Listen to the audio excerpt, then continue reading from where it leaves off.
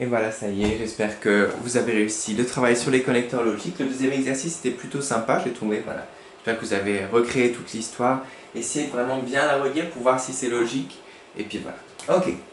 Alors maintenant, on va travailler du coup sur... En plus, j'étais vraiment content parce qu'on va travailler sur les proportionnalités. Et la vidéo de la semaine dernière a super bien marché. Il y a eu, je sais pas pourquoi. Je suis très content. D'accord, je suis content que ça vous intéresse. Et voilà, on passe donc au niveau 2, la proportionnalité. Niveau 2. On va aujourd'hui apprendre à résoudre les problèmes des tableaux de proportionnalité. On va voir du coup ce que c'est qu'un tableau de proportionnalité. En voilà un. En fait, ce sera plutôt assez simple. Et je vais juste vérifier quelque chose et on continue. Ok, alors. On avait travaillé la dernière fois sur des recettes. On avait vu que par exemple sur des sites par exemple comme Marmiton, on va regarder à l'intérieur.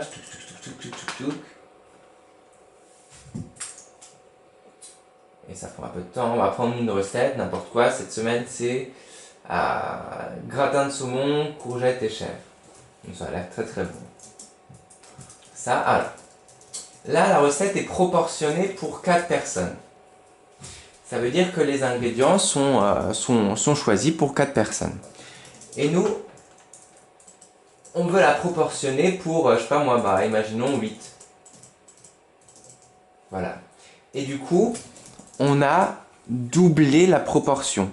La proportionnalité a changé. On est passé de... Ici, on avait... Regardez, je vais vous montrer. Ici, on avait, avec 4 personnes, 400 g de saumon, 6 courgettes, une botte de menthe. Avec 8, on a 800 g de saumon, 12 courgettes, 2 bottes de menthe, etc., etc. Du coup, on a changé de proportionnalité et on a multiplié par, ça s'appelle, bon on va travailler ça la semaine prochaine, mais on peut déjà en parler, par un coefficient de proportionnalité, à vous ceux. Ça veut dire, en fait, on a multiplié par un nombre, et ce nombre, ça s'appelle le coefficient de proportionnalité. Ça veut dire, en gros, de 4 personnes à 8 personnes, de combien on a multiplié les proportions. On les a multipliées par 2. Hein. Voilà, parce qu'au début, on avait 400, fois 2, ça fait 800, on avait, je sais pas moi, 6, fois 2, ça fait 12, on avait 1, fois 2, ça fait 2. Du coup, le coefficient de proportionnalité, c'est 2. Mais bon, ça, on verra bien ça la semaine prochaine. Voilà. Je vais juste vous présenter un petit problème pour lequel on va commencer notre leçon. Et voilà. Ah, voici le problème. Il n'est pas, il est caché. Ok. Voilà. Et voilà, voilà. Alors, chez Tout en Couleur sont vendus des pots de peinture. Du coup, Tout en Couleur, c'est un magasin de pots de peinture. Voilà. Combien vais-je... Du coup, là, on voit que sur la fiche, chez Tout en Couleur, 5 litres, ça fait 30 €. Vous pouvez noter, du coup, 5 litres égale 30 €. Voilà. Et du coup, combien est-ce qu'on va payer pour 1 litre de peinture? Du coup, là, on va changer la proportion. On va passer de 5 litres à juste 1 litre, parce qu'on ne veut pas peindre tellement de choses que ça.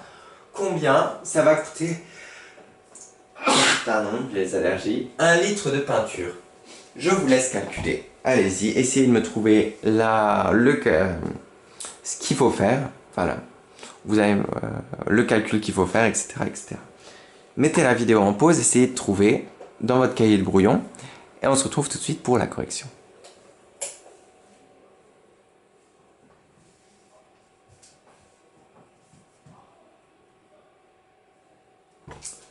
Alors voilà. Ok. En fait, pour 5 litres, ça coûte 30 €. Du coup, pour 1 litre, ça va coûter combien? On peut même faire ceux qui ont... on a travaillé les schémas avec Monsieur Schmitt. On pourrait même carrément dire que, voilà, ça c'est... Les 5 litres, ça fait 30 €. Et du coup, combien coûte 1 litre? Voilà.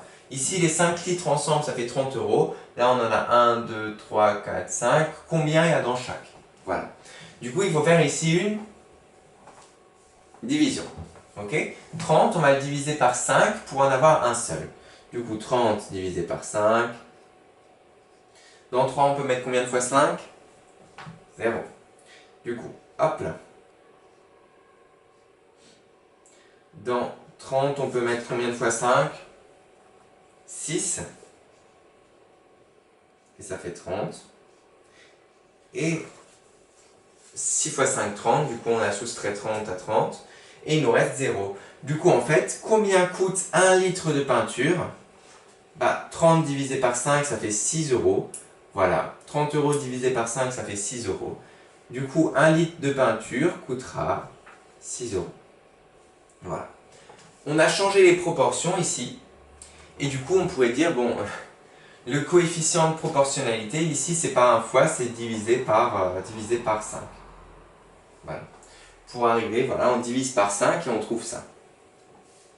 Voilà, mais bon. Bref, voilà, on a changé les proportions déjà. 5 litres, on a réduit en 1 litre, parce qu'on en veut moins, voilà. On va passer maintenant au niveau au-dessus, ça c'est un peu ce qu'on avait appris à faire la semaine dernière. Maintenant, on va être vraiment des grands, on va attaquer les tableaux de proportionnalité. Alors, je vous ai mis juste un petit exemple de tableau de proportionnalité au tableau. C'est tout simple en fait, c'est pour résumer facilement tout ce qui se passe. Du coup, là, on a pour une recette, par exemple, pour une personne et pour deux personnes. Voilà. Le tableau de proportionnalité, il faut donc le remplir, parce qu'il y a des cases, des fois, qui vont manquer. Par exemple, je ne sais pas moi, pour 3 œufs, pour une personne, il faudra combien pour deux personnes? 6 œufs. Ici, par exemple, si on a, bon, on va faire l'inverse cette fois-ci. Si on a 200 g de beurre pour deux personnes, combien est-ce qu'il faudra pour une personne, 2 g de beurre? À la moitié, 100. Voilà. Et si on a 50 centilitres de crème pour une personne, il faudra pour deux personnes 100. Vous êtes d'accord avec moi? Maintenant, est-ce que vous pouvez me trouver le coefficient de proportionnalité, même si on travaillera ça la semaine prochaine, pour arriver de là à là, pour une personne à deuxième personne, on doit multiplier les ingrédients par combien? On doit multiplier par 2. Regardez, 3 fois 2, 9 fois 2, fois 2, etc. Donc c'est bien proportionnel, c'est-à-dire qu'il y a bien... En fait, la proportionnalité, c'est ça. Si on a un nombre qui peut multiplier ça, ou diviser, enfin si on a un lien entre ça et ça, c'est proportionnel. Si, par exemple, ici on va multiplier par 2, c'est proportionnel, le tableau là est proportionnel à celui-là, on va juste l'agrandir en fait, et voilà. Mais quelque chose qui ne serait pas du tout proportionnel, c'est par exemple de dire ça. Pour une personne il faut 3 œufs, et pour deux personnes il en faut 5. C'est pas du tout proportionnel parce que là ça marche pas. Voilà. Puis il y aurait juste ça c'est pas du tout proportionnel, ça marche pas. Voilà. Et on va travailler maintenant sur des trucs plus intéressants. À vous de faire l'exercice suivant. Ça va être ça. Regardez, il arrive le gentil exercice. Tout là. Alors, voilà, celui-là j'aime bien, il est sympa. On a du coup ici notre tableau de proportionnalité. Voilà. Il y a donc un nombre qui va multiplier, etc. Julie achète 4 pains au chocolat pour 8 euros. Combien paie-t-elle pour 2 pains au chocolat?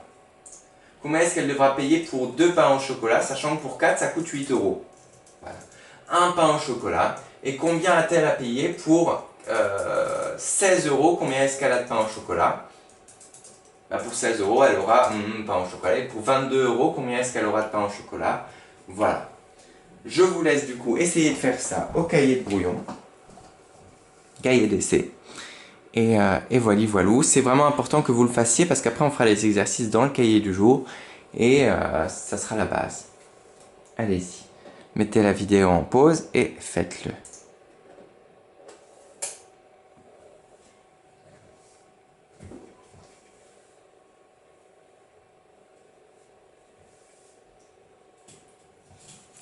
Et voilà, maintenant on peut arriver à la correction. Alors, pour 4 pains au chocolat, on avait 8 euros. Ok, ça coûtait 8 euros. Pour 2 pains au chocolat, du coup, il faut diviser 8 euros par 2. Hein. C'est-à-dire, pour 4 pains au chocolat, c'est 8 euros. Du coup, pour 2 pains au chocolat, il faut diviser par 2. Du coup, 8 divisé par 2, ça nous fait 4 euros. On prend la moitié. La moitié, c'est divisé par 2, c'est la même chose. Voilà. 8 divisé par 2, ça fait 4. On peut même faire le calcul, mais bon, il n'y a pas besoin. 8, c'est par 2. 2 fois combien on peut rentrer dans 4? On peut rentrer 4 fois. Voilà, 0. Voilà, bref. Du coup, 4 euros. 2 pains au chocolat coûtent donc 4 euros. Et pour trouver un pain au chocolat, vous avez deux manières. Soit vous divisez 4 pains au le prix pour 4 pains au chocolat par 4 pour trouver pour 1, par exemple. Ici, pour 4 pains au chocolat, on fait le schéma de Monsieur Schmitt. Ça coûte 8 euros. 1, 2, 3, 4. On a nos pains au chocolat qui coûtent 8 euros. Si vous voulez essayer d'en trouver combien coûte 1, vous allez faire du coup 8 divisé par 4. Combien est-ce qu'on peut rentrer de 4 dans 8? 2 fois. Du coup, vous savez qu'un pain au chocolat coûte 2 euros. Et là, c'est super simple.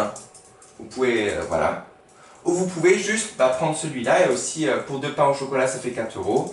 Du coup, pour un pain au chocolat, ça fait 2 euros. Voilà.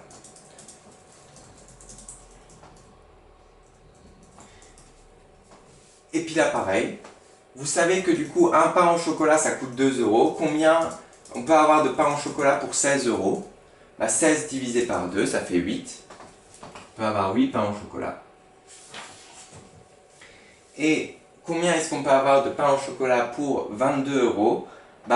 Pour 20 pains au chocolat, on peut... qu'est-ce que j'ai? Pour 20 euros, on peut avoir 10 pains au chocolat. Parce que un pain au chocolat coûte 2 euros. Pour 22 euros, on pourra donc avoir 11 pains au chocolat. Voilà. J'espère que vous avez trouvé la même chose. Et c'est des exercices comme ça qu'on va faire maintenant, du coup. Juste quel est le coefficient de proportionnalité? Ici. À chaque fois, c'est x2, hein, regardez. 4 x 2, 8. 2 x 4, enfin, 2 x 2, 4. 1 x 2, non, 4 x 2, 8. 2 x 2, 4. 1 x 2, 2. 8 x 2, 16. 11 x 2, 22. Du coup, c'est coefficient, c'est 2. On peut multiplier tous ces nombres par 2 et on aura du coup tout ça. Voilà. Et j'espère que vous avez compris ça, que ça a été. On va maintenant pouvoir passer aux petits exercices. Ils sont importants. Moi, ça me plaisait toujours la proportionnalité. Je trouvais ça très sympa. À l'époque. Et maintenant aussi. Voilà. Voici les exercices. Ok. Je vais faire juste un petit zoom. Ok. Alors. On a donc